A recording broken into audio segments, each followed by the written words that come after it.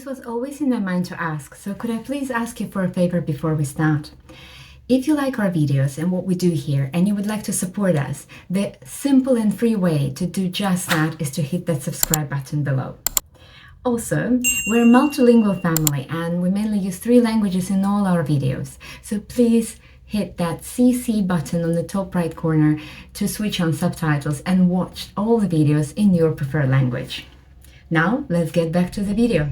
Preparing for camping for the first time may be overwhelming or even challenging.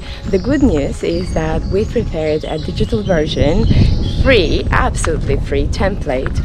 That's a packing list that you can download in the description, and then you're good to go. Actually, that's worked very well for any type of trips that you're planning to make, but there is a special section about the camping which we hope will help you a lot in your first time.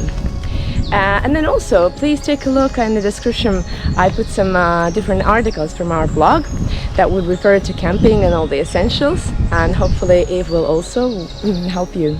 Today we're going to talk about several things in terms of UK camping. First of all, I would like to tell you what you should take to camping in the UK. Secondly is how do camps in the UK work, because in my understanding it's a completely different story compared to European campings.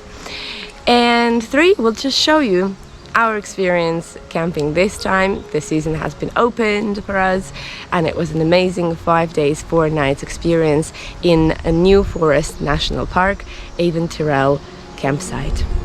Let's go. But first of all, what do you need to take to camp in general and in the UK? We started to camp around 6 years ago and it was all first experience for us. We had nothing but just a tiny tent and pretty much few sleeping bags for my husband, myself and my son. That's all. And then slowly we grew we grew exponentially, and here in the UK you can find on Amazon, on any stores, outdoor stores, a huge amount of different accessories for camping, and believe me, every time you would want to have more and more and more. But let's start with basics. First, in every single trip that you go, you need to think about the clothes, you need to think about hygiene, and you need to think about mats. In terms of clothes, the only thing I say, take the dirtiest, filthiest, stained clothes that you really okay with to throw away. Especially when you travel with kids, you would need that. You would need to just let them be muddy, dirty, rolling all over the places, and be dirty yourself. Secondly, you need tent, you need sleeping bags, and then probably, most likely, if you'd like to have a little bit more comfort, you would need mats.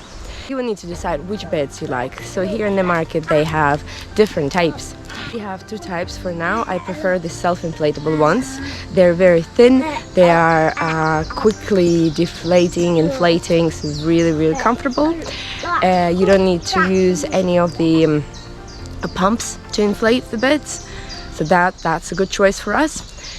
And then of course you need to think about those insulated mats, which would keep you warm and won't give you the cold from the ground.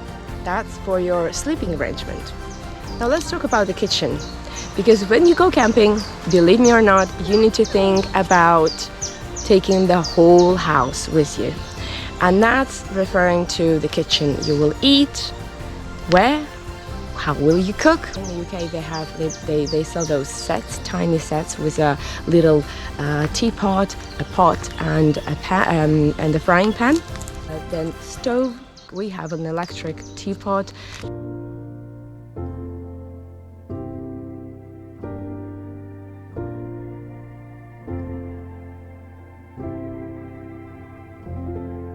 Cutleries, glasses, plates. That would be really nice to buy for camping as well, that are non-breakable. And of course tables. We always had a very small table, but our family grew. So this year we bought a table, unfolded table with some of the benches. Actually, that made difference. Things stopped falling. We stopped being on the grass. That was a complete mess with a tiny table. And so when you have a family of 2 or 3, these tables with benches do work very well. They enter really good. They enter really well inside the tent. So if it's raining, you can just spend the whole day under the rain inside, sitting on the table and playing cards. Or if it's sunny, it always can be outside. Think about that after cooking and eating, you will need to do some cleaning. So do not forget some cleaning items for your dishes. The minimum would be a sponge, a few towels, and the dishwashing liquid. And then, of course, chairs. Think about the chairs, think about some games, outdoors and indoors. Here in Avon Tyrrell, there are so many outdoor activities. Plus, we take bicycles with us, and then we cycle around. However, if it's raining or if it's sunny and you decided to stay in the camp that doesn't offer anything else but just the campsite, and outdoor and indoor games will fit very well. In terms of indoor games, we normally take books, some sort of age-appropriate Lego.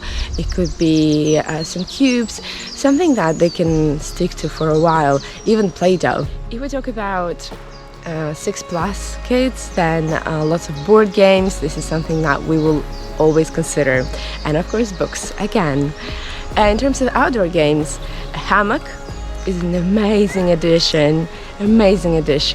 Now we're thinking to get some challenges and treetop type of sets for the next time for kids to run around. I'll show you that next time.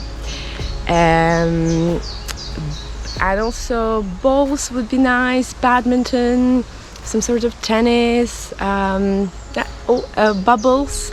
These are the things that would really fit really well within the camping experience. And then finally, we also have gazebo that we take. So now in the UK, normally you have to pay an extra. You need to be careful if gazebo is allowed on the campsite.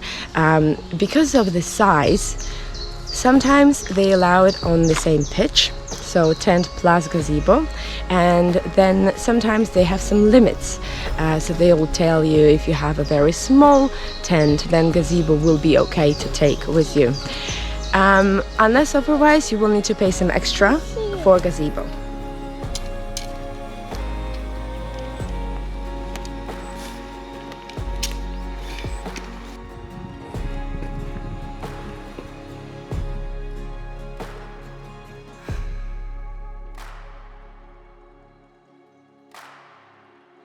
Now let's get back to the topic how campsites work in the UK. In the UK also you will have several options. So first of all, you can take your tent, then you can pay additional cost and then use the campsite's tent that is already ready and waiting for you.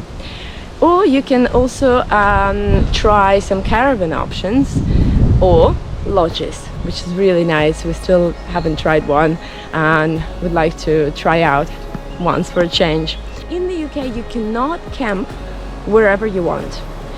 You need to camp only where there are designated areas, and the best website to go to look at all the campsites would be pitchup.com. That's an amazing website. It has them all. It has all the campsites listed. The difference is that in the campsites you will have special facilities.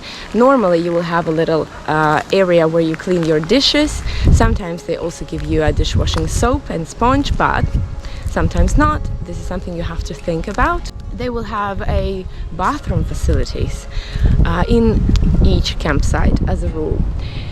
So you will have showers, you will have toilets, you will have hot water. It's pretty easy, straightforward.